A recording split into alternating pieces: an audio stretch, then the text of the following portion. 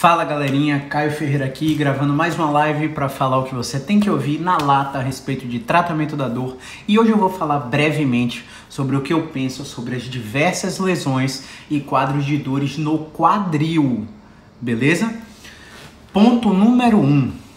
O paciente que desenvolve dor no quadril, dor na lateral de quadril, dor na virilha, dor na coxa, anterior da coxa, não passa da metade da coxa. A dor geralmente é autolimitada. Isso quer dizer que ela vai para bumbum, vai para a região do sacro, ela desce para terço proximal da coxa, mas ela não irradia até o joelho, ela não ultrapassa a linha do joelho. Se ela irradiar até o joelho ou até a linha do joelho, o quadril não é o problema definitivamente. Geralmente, nesse caso, o problema é a coluna. Mas o que eu quero que você entenda é que existe um caminho muito comum que esse paciente com dor no quadril vai fazer. Ele vai consultar diversos ortopedistas, nada de errado com isso, e vai fazer diversos exames de imagem. E aí a gente tem trabalhos científicos que mostram que na população assintomática, na população que não tem dor nenhuma, a gente encontra mais de 76% de alterações de imagem no quadril desses pacientes com dor e sem dor. Então não dá para justificar que a dor no quadril do meu paciente é por causa de uma tendinite do glúteo, que a dor no quadril do meu paciente é por causa de uma bursite trocantérica, de uma síndrome de banda iliotibial. Não dá pra gente dizer que o paciente tem impacto femoroacetabular, porque as alterações em CAM, pincer, exostose ósseas também são encontradas em quadris de pessoas que não têm dor. Então, definitivamente, não dá para ficar explicando para o meu paciente que aqui o seu exame de imagem achou o seu problema, a gente tem que corrigir isso e operar isso. A gente tem um paciente com dor na virilha, dor na lateral do quadril e na virilha, que estava num volume de atividade física muito grande. A gente começou a testar a coluna, encontrou um movimento, tratou o paciente mexendo na coluna, o quadril do paciente melhorou. Então era um paciente que já tinha passado por um cirurgião de quadril que falou que o problema dele era cirúrgico, porque o cara está analisando somente a imagem e não o paciente. A mesma coisa acontece nos pacientes com hérnia de disco. A gente precisa ficar ligado nisso. Exame de imagem não serve para justificar a dor no quadril desses pacientes, porque a gente encontra lesões de labrum acetabular, a gente encontra peritendinites de glúteo, a gente encontra bursites trocantéricas, a gente encontra cistos paralabrais, todos em pessoas que não têm dor nenhuma, principalmente nos vovozinhos e nas vovozinhas. Quem tem mais de 50 anos, mais de 60 anos, meteu um exame de imagem no quadril, vai achar artrose. E a artrose pode ser verdadeira, aquela artrose que não responde ao movimento, não responde ao exercício, não melhora com exercícios de força, tá? Que o educador físico faz, não melhora com exercício de controle que o fisioterapeuta faz. Essa é uma artrose que geralmente é grau 4 e o paciente está completamente incapacitado. Esse paciente precisa de um cirurgião de quadril para fazer um procedimento cirúrgico de artroplastia total do quadril, uma substituição da articulação verdadeira por uma articulação protética, por uma articulação, não é falsa a palavra, eu esqueci a palavra agora, mas por uma articulação que vai substituir a natural. Vai tentar mimetizar a natural, mas já não é perfeito, né? Mas serve para diminuir bastante o quadro desse perfil de dor do paciente. Ou então, pacientes que querem acelerar o resultado por via artroscópica. Como assim, Caio? Existe um paciente que, por exemplo, ele é triatleta, ele tem uma prova no final do mês, ele tem uma prova daqui a 3 meses, ele não tem tempo para pagar o preço da reabilitação. Ele definitivamente não tem tempo para pagar o preço da reabilitação. Ele não pode esperar o efeito do tratamento conservador. Aí ele vai lá no cirurgião de quadril, faz uma endoscopia, faz uma artroscopia, né? Faz a limpeza de fragmento, enfim, faz o procedimento cirúrgico e ele melhora relativamente mais rápido. Deixa eu acender a luz aqui para vocês que tá ficando escuro. E ele melhora relativamente mais rápido. Beleza? Então, a gente precisa entender de qual perfil de paciente a gente está falando. Se é o paciente que vai precisar de uma cirurgia de quadril ou não. A maioria não vai precisar, principalmente quando a gente fala de idosos. Por exemplo, Existe um paciente que ele já foi em vários médicos, em vários serviços que são referências no tratamento de quadril, nos médicos mais renomados, nos fisioterapeutas mais renomados, mais caros. O paciente foi para o exterior, teve a opinião lá do país dele, mais uma vez a opinião biomédica: olha, você tem artrose, você tem que fazer fisioterapia, porque senão a gente vai ter que operar, que não sei o quê. Chegou um momento na fisioterapia que a gente não consegue mais evoluir. A gente já ganhou controle, a gente já ganhou mobilidade, o paciente já sabe fazer os exercícios de casa e agora ele precisa de um preparador físico, de um educador físico para trabalhar treino de força.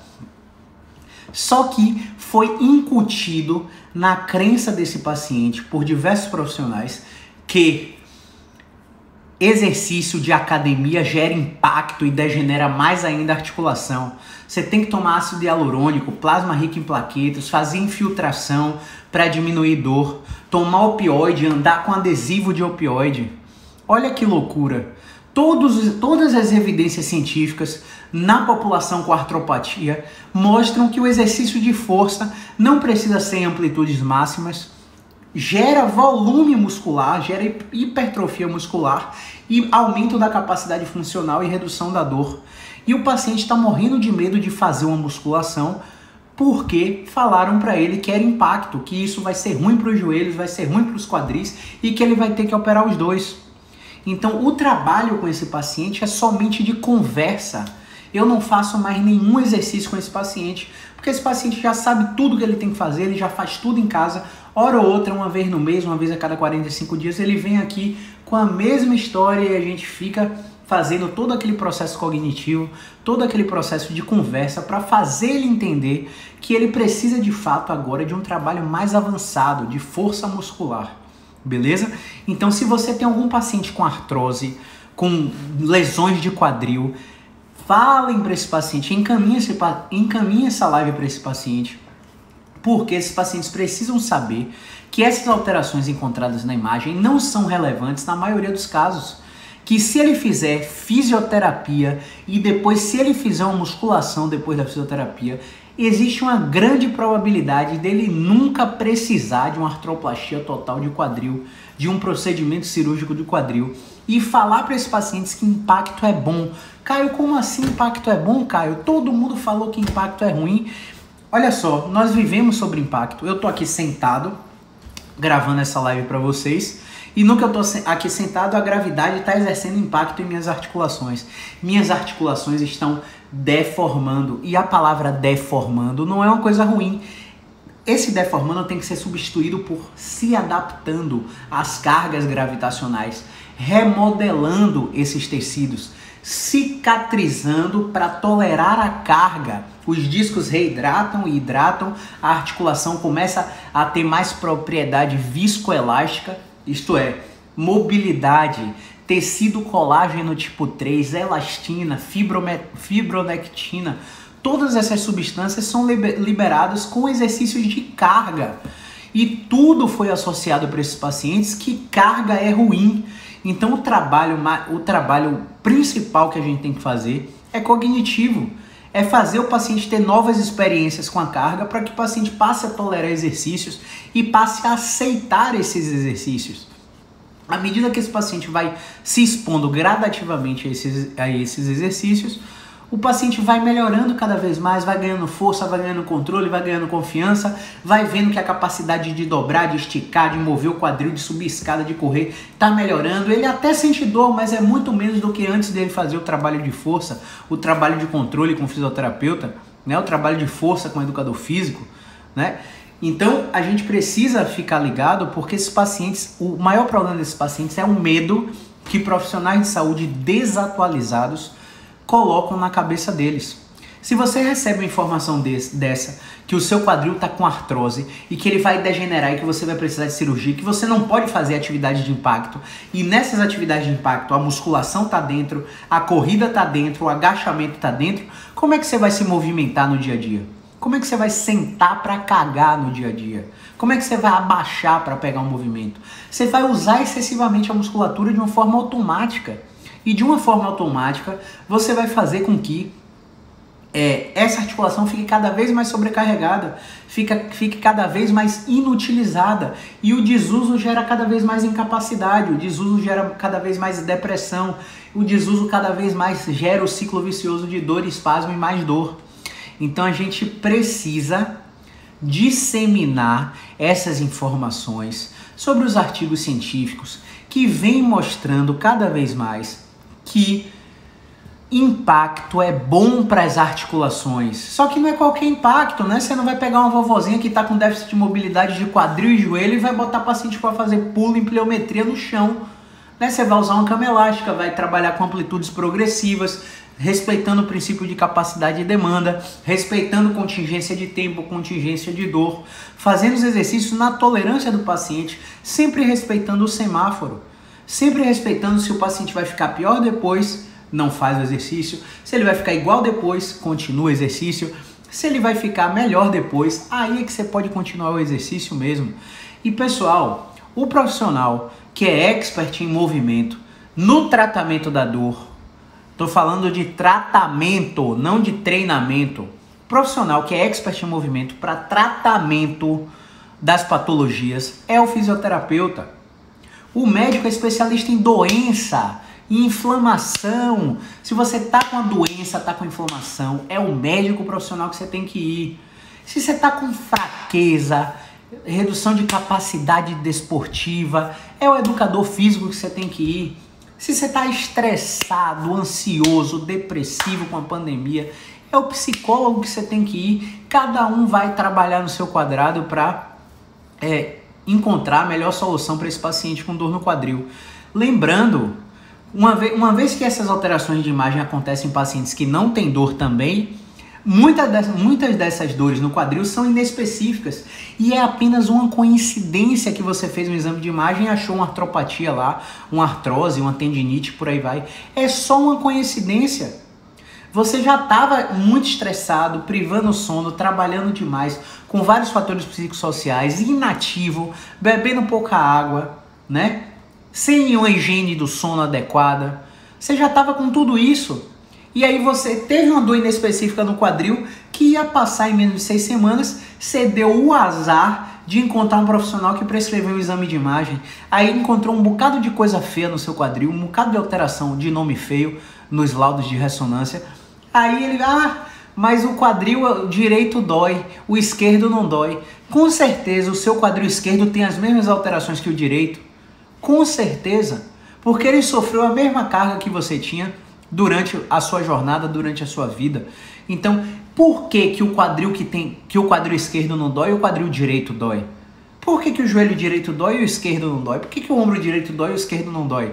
Se quando a gente faz uma imagem dos dois, a gente tem a prevalência das mesmas alterações. Entende? Então, o maior problema do paciente que tem dor no quadril é rigidez. Como assim, Caio, rigidez? O quadril tem um movimento de extensão, de flexão, de adução, de abdução, de rotação interna, de rotação externa. Olha quantos movimentos você pode testar no quadril. Geralmente, a capacidade de extensão e de rotação interna são os déficits funcionais mais prevalentes nos pacientes com dor no quadril. Tanto é que, por isso, esse é o meu foco em recuperar os pacientes que têm dor no quadril. A gente sempre foca em aumentar a capacidade de rodar para dentro, em aumentar a capacidade de extensão. E a maioria das vezes, os movimentos de rotação interna e extensão repetida do quadril vão destravando dor na virilha, dor no glúteo, dor inguinal, dor na região genital, dor no bumbum, dor abaixo na coxa, que todas essas áreas são áreas somáticas de referência da articulação do quadril. Então, se você tiver qualquer problema no quadril, antes de sair por aí fazendo exame de imagem, procure um fisioterapeuta musculoesquelético, faça um tratamento por 6 a 8 semanas e me volte aqui para me contar o que aconteceu. Se você precisou de ácido hialurônico, de plasma rico em plaquetas, de infiltração de corticoide, de ficar tomando bomba de remédio, de ficar parando em emergência por causa de dor, a não ser que você tenha um trauma. Se você tiver um trauma, uma fratura impactada de quadril, bateu o carro, Deus livre e guarde, tomou uma queda da própria altura, aí sim, aí é outra história. Agora, se sua dor é inespecífica, meu amigo, surgiu do nada, você estava sentado, levantou, começou a doer, você praticou um esporte e do nada começou a doer, vai no fisioterapeuta primeiro, beleza? Então, se você tiver qualquer dúvida relacionada às dores de quadril, vou deixar uma caixinha nos stories agora. Você manda sua pergunta que a gente responde em vídeo a qualquer momento, beleza? Grande abraço e movimento é vida. Valeu, galerinha!